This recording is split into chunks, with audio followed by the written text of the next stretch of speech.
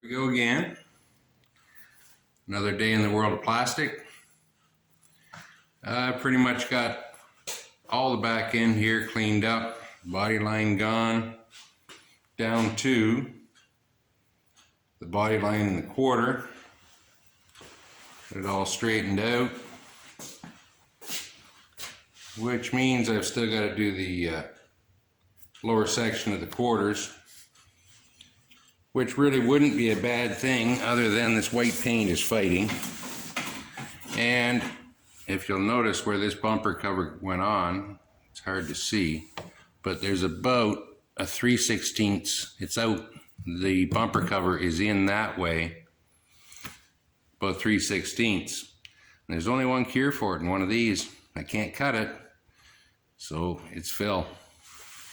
And I'm also getting ready to fix this small scar above the wheel well.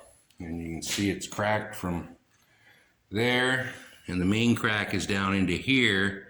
And these cracks here, I don't know how well they'll show up, are just in the actual glass, not through the fiber. So we'll fix those from the top side. I'm getting ready now to glass the back. So I'll drag you into there and we'll have a look at that. So taking a look up from underneath, I've actually taken 40 grit and cleaned all the surface up. I haven't chewed into it, just cleaned it up so the glass will adhere to it. You can see the crack starts all the way up there and runs down into the bottom of the lip. It didn't crack through the lip for some reason. So what I'm going to do is I'm going to lay a layer of matte on the back side and then continue it on the front side. So the next day you can see the back side where I laid all the matte. Then I will bring you out to the front side, give you a look there.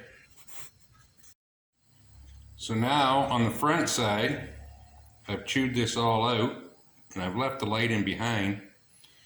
And where that crack was, you can see the light is I've ground all the way through to the mat that I put in there on the back side.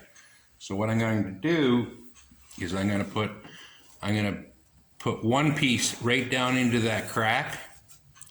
I'm going to lay another slightly wider piece over top, and I'm going to lay a third piece over top of that. So we'll bring you back later. What I've done here is through that crack is I cut a strip which I forced down into that crack. I then cut a wider strip which went over top of it and followed it all the way along, and then cut a third which you can see there. So I'll let that harden up overnight and I'll run the block over it tomorrow, just see what my level is. If it's low enough, I will put a fourth on top of all that. Now the reason I put the strip on behind first and let it dry is because I didn't want that quarter to move anywhere. I didn't want these two pieces separating from each other. So the backing gave it the strength, and then I knew how far I could grind to chew all the broken glass out of it. And the other reason I did it that way is I'm just not that good.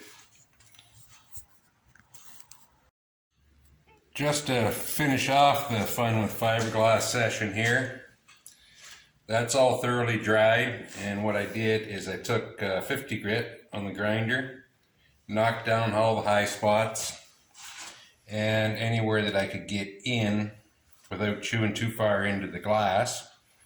And then I took a piece of 40 and scuffed the rest of it up, put a scar in it so the filler would fit.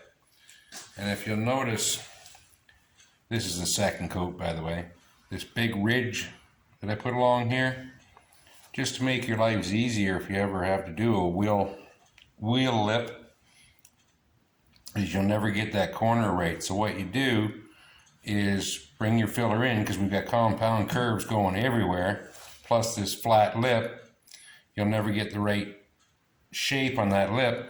So just put a ridge on it like that, take your cheese file along after, and then take that lip down.